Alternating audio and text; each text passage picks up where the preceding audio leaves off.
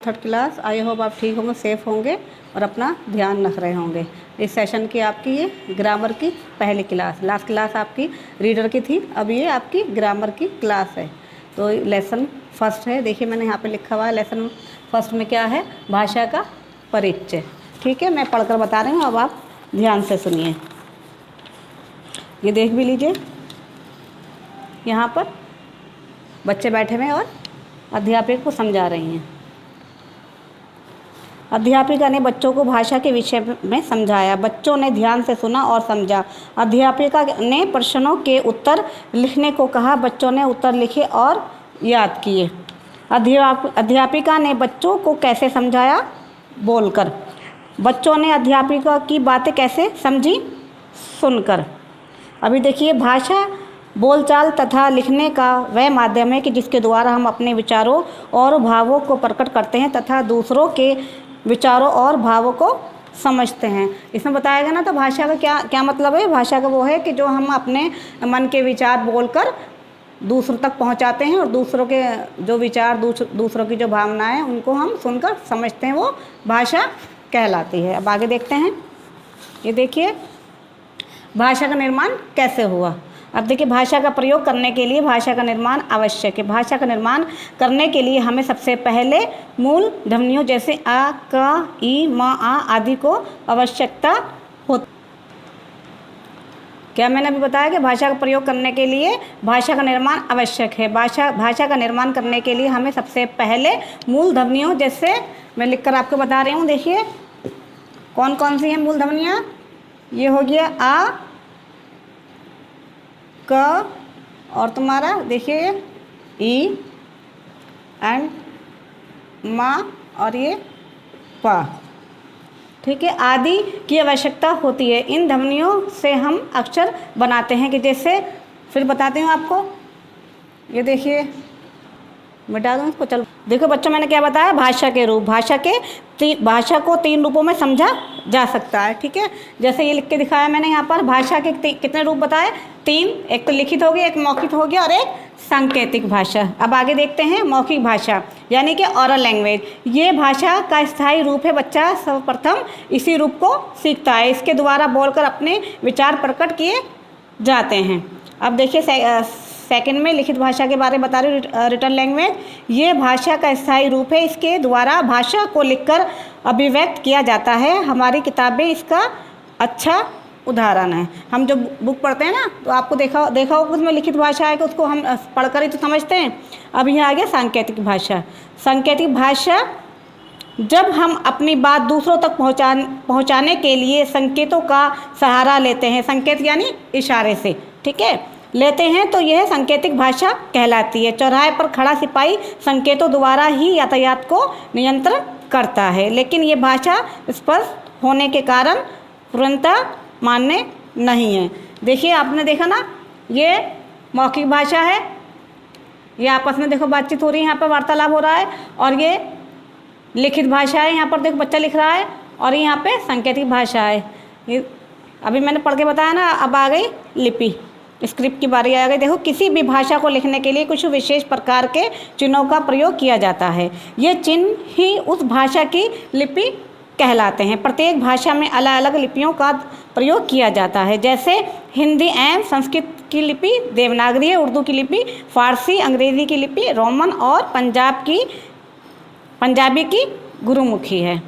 संसार में अनेक भाषाएं प्रचलित हैं जो प्राय भिन्न भिन्न लिपियों में लिखी जाती हैं। जैसे हिंदी और संस्कृत भाषाएं देवनागरी लिपि में लिखी जाती हैं। हिंदी हमारे देश की राज्य भाषा है।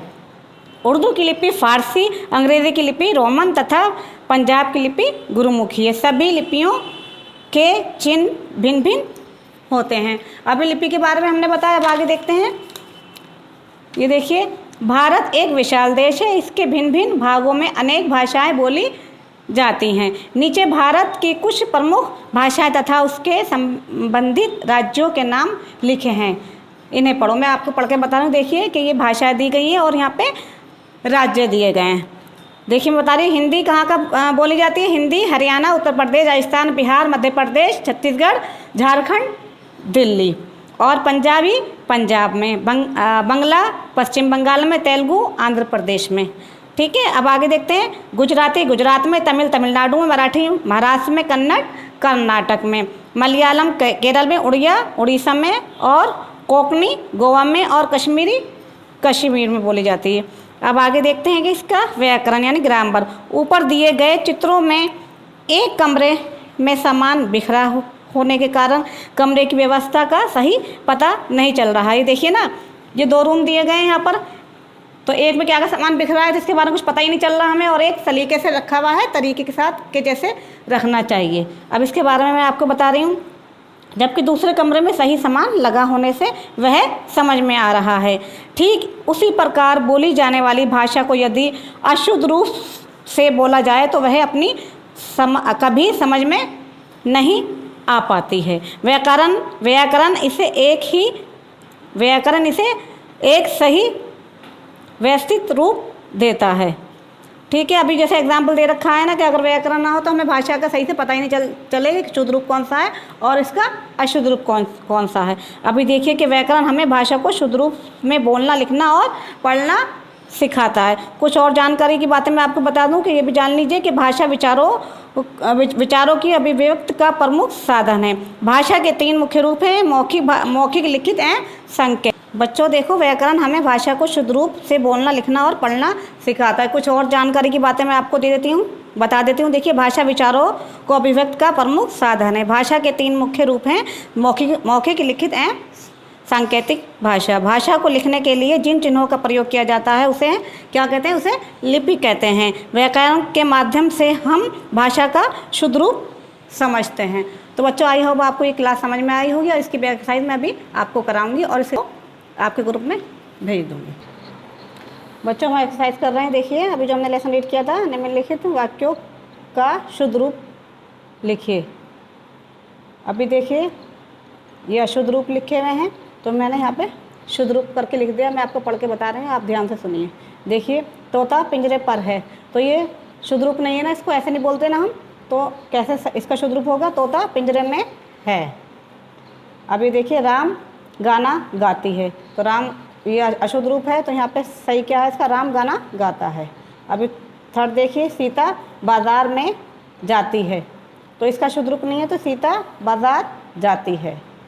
ठीक है, अभी लास्ट वाला देखें, छत पंखा पर है, तो इसका शुद्ध रूप है ये, तो इसका शुद्ध रूप क्या है?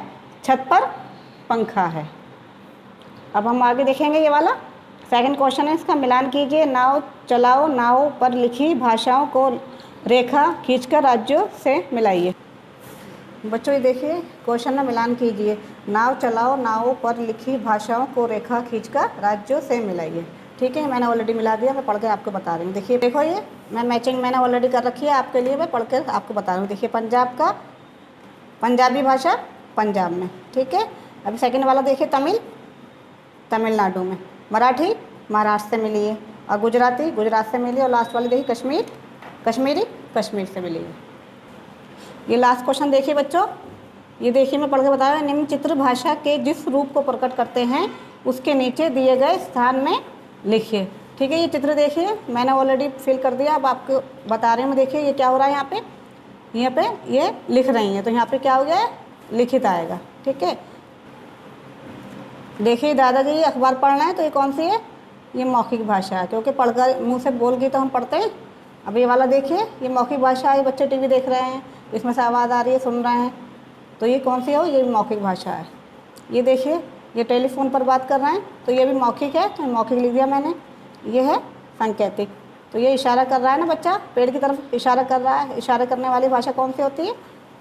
सांकेतिक होती है। ठीक है, अब ये देखिए, ये बच्चा लिख रहा है, तो ये लिखित। ये दोनों बच्चे आपस में वार्तालाप कर रहे हैं, तो ये मौखिक भाषा। यहाँ पे तबला बजा रहे हैं, तो ये कौन सी है? सांकेतिक, और ये वाली भी सांकेतिक है। ये देखिए, ये तबला बजा रहा है ना, तो ये भी सांकेतिक भाषा है, और ये भी सांकेतिक भाषा है। बच्चों, ये सारा काम जो मैंने अभी आपको एक्सरसाइज बताई, ये तो सिर्फ मैंने आपको समझाने के लिए बताया है कि मौखिक भाषा कौन सी होती है, लिखित कौन सी होती है। यहाँ पर चित्र दिए गए, इसको देखकर आपने आसानी से समझ लिया होगा, तो ये आपको करना नहीं है। ये वाला पीछे का जो काम मैंने आपको ये जो काम बताया मैंने पीछे के, ये वाले आपको अपने कॉपी में करना है काम, और इसके क्वेश्चन आंसर भी मैं आपको ग्रुप में लिख कर भेज दूँगी।